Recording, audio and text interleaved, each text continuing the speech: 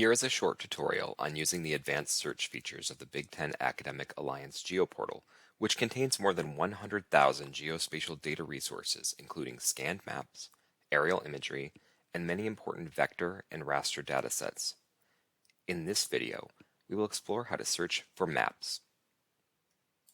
In this example, we'll search for campus maps for the Purdue University campus in West Lafayette, Indiana.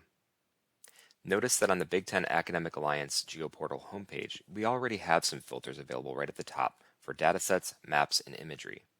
Because we're looking for scanned maps, we'll click on Maps. We still have 50,823 results in this particular search. So one of the simplest ways to further narrow our options is to search for the term campus to look for campus maps. Now, we have two filters applied, Resource Class Maps and Campus. I can see that Indiana West Lafayette is coming up as one of the place options in the place filter, so I'll go ahead and click that. I still have 64 results. I'm looking for something in the 1920s. So among the different faceted search tools available is the time period search. I'll click 1900 to 1949 to narrow my results even further. I'm also looking for a downloadable GeoTIFF file format so that I can import this directly into a GIS program.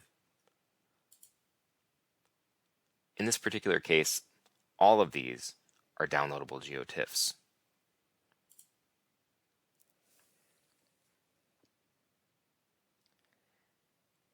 To further narrow our results, we can specify a particular year. Let's say 1925. And I can type in 1925 as both the start and end date to make sure that I only get results for 1925.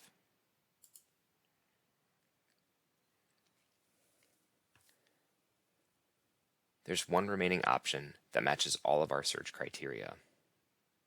I'll click it. I can see from this page that the download option is right here. By clicking download, I get a GeoTIFF version of this file downloaded to my personal computer. I can also visit the original source to see if there's any other information that might be useful to me.